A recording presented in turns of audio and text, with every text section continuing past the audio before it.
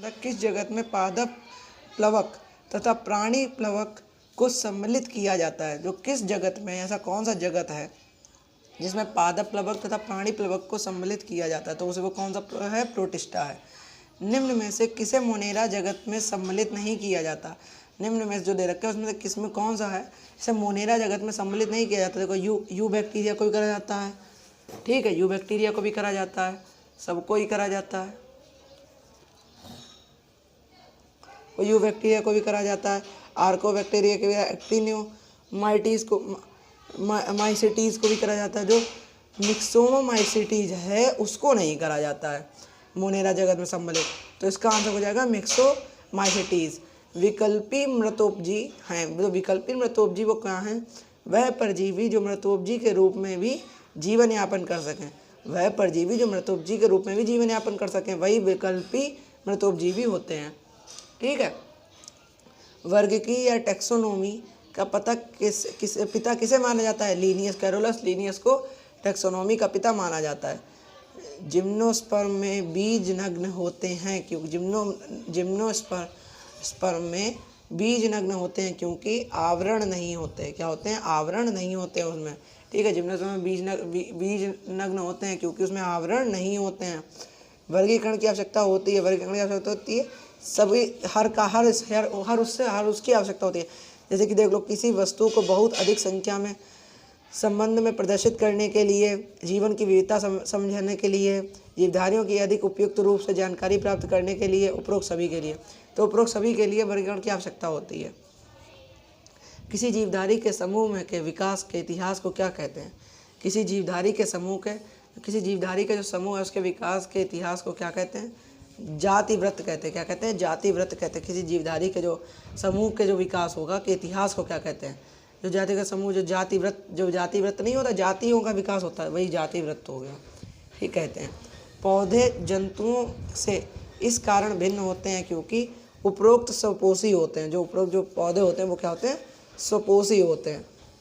पौधों के वनस्पतिक नामकरण में, और जो पौधों के वनस्पतिक नामकरण में प्रजातीय एवं जातीय नाम दोनों इटैलिक से मुद्रित होते हैं। जो पौधों के वानस्पतिक नामकरण होता है, बॉटनिस्ट नेम होता है, वो प्रजातीय तथा एवं जातीय नाम दोनों इटैलिक से, जो इटैलिक होता है उससे ही क्या होते हैं? मुद्रित होते हैं। क्या होते हैं? उससे मुद्रित होते हैं।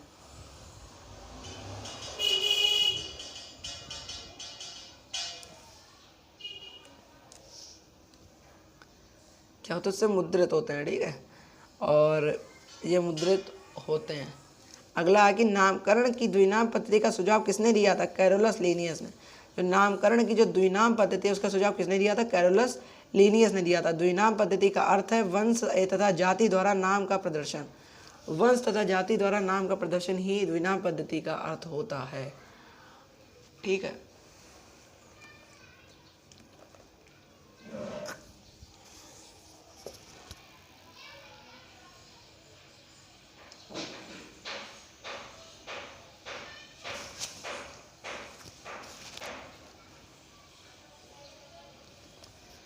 जो जाति होती है स्पीसीज की पहचान करने के लिए सर्वाधिक उपयोगी परंतु प्राय उपयोग में न आने वाला कौन है?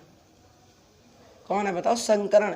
संकरण होता है, हाइब्रिडाइजेशन होता है, वो जाति स्पीसीज की पहचान करने के लिए सर्वाधिक उपयोगी परंतु प्राय उपयोग में, अब लेकिन अब जो प्रयोग में नहीं आने वाला जो कौन सा है?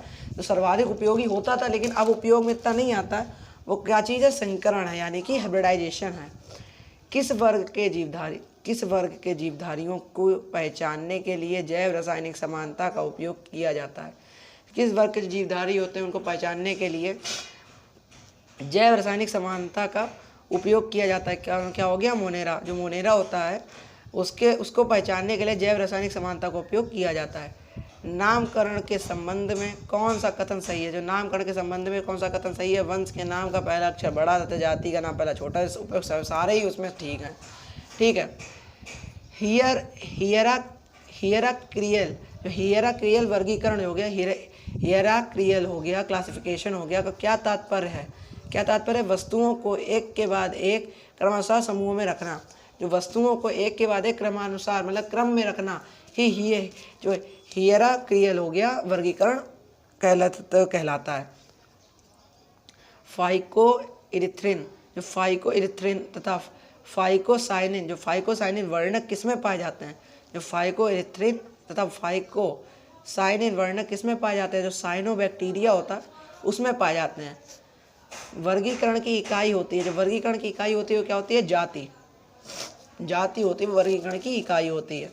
जब जाति का नाम वंश के नाम की पुनरावृत्ति हो तो क्या उसे क्या कहते हैं? टाटोनिम्स। जो टाटोनिम्स हो गया वो कहते हैं उसे। जब जाति का नाम वंश के नाम मतलब पुनरावृत्ति हो तो उसे क्या कहते हैं? टाटोनिम्स। मेडन हेयर ट्री है, जो मेडन हेयर ट्री है क्या है? वो जिंगो है।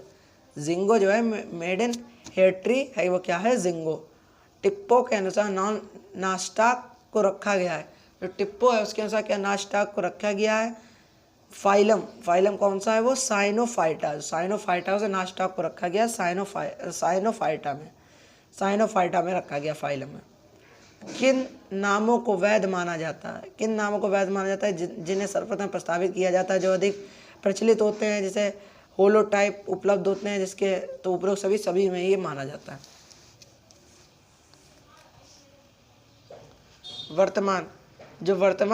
वर्तमान में किसी पौधे को वैज्ञानिक नाम प्रदान करने के लिए क्या आवश्यक है?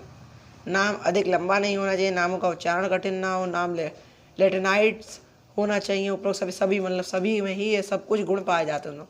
प्रोटिस्टा के अंतर्गत सम्मिलित है प्रोटोजोआ, शैवाल और कवक। जो प्रोटिस्टा के अंदर कौन कौन सम्मिलित है? प्रोटोजोआ है, शैवाल और कवक जो है सम्मिलित हैं।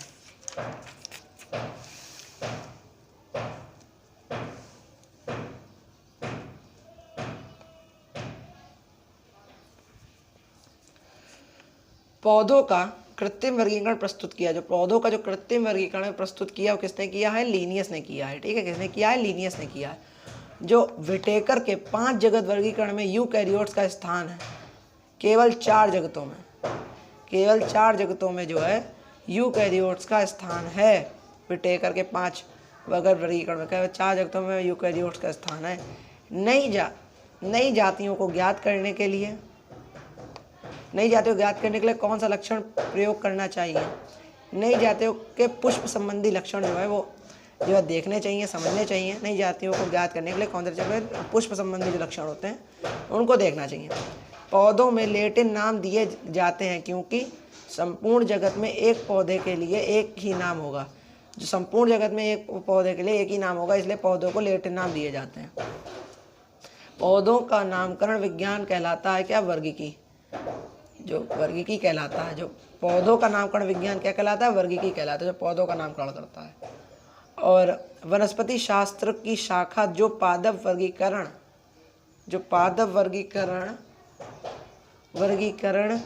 नामकरण और पहचान से संबंधित है को कहते हैं सिस्टेमैटिक बॉटनी। जो सिस्टेमैटिक बॉटनी होती है वो कहते हैं। जो वनस्पति शास्त्र है उसकी शाखा को जो पादप वर्गीकरण नामकरण और पहचान संबंधित है वो क्या कहते हैं? सिस्टेमैटिक बॉटनी कहते हैं। किसके लिए लीनियस को श्रेय दिया जाता है? द्विनाम पद्धति के लिए लीनियस को श्रेय दिया जाता है। वर्गीकरण की मूल इकाई है वंश। यानी कि जीनस। और बाह्य जीव विज्ञान एक्सोबायोलॉजी निम्न में से किसके अध्ययन से संबंधित है? अन्य ग्रहों पर जीवन। जो एक्सोबायोलॉजी वो अन्य ग्रहों पर जीवन से संबंधित है। बाह्य जीव विज्ञान है।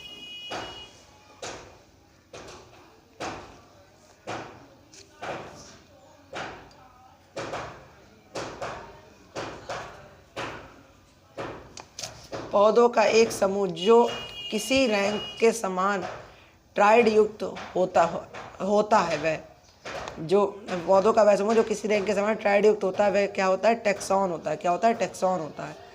5 जगत वर्गीकरण प्रणाली किसने प्रस्तुत की है? विटेकर ने। 5 जगत वर्गीकरण प्रणाली है वो किसने प्रस्तुत की है? विटेकर ने। लीनियस की द्विनाम पद्धति का अर्थ है कि प्रत्येक जीव का नाम है एक वंश नाम और दूसरा जाति का नाम होता है।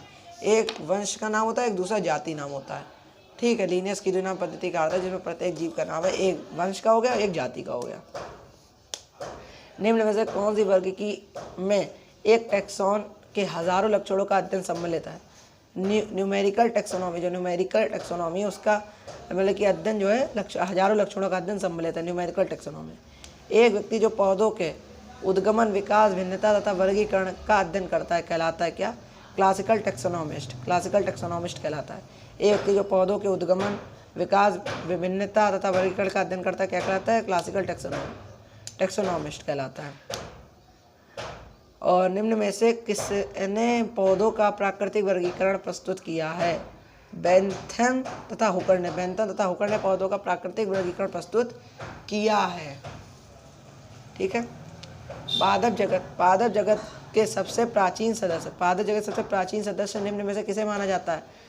थैलोफाइट। जो थैलोफाइट्स होते हैं उसमें सबसे प्राचीनतम सदस्य किसे माना जाता है? पादप जगत में थैलोफाइट्स को माना जाता है। निम्न में से कौन सा क्रिप्टोगेम्स नहीं है? निम्न में से कौन सा क्रिप्टोगेम्स नहीं है?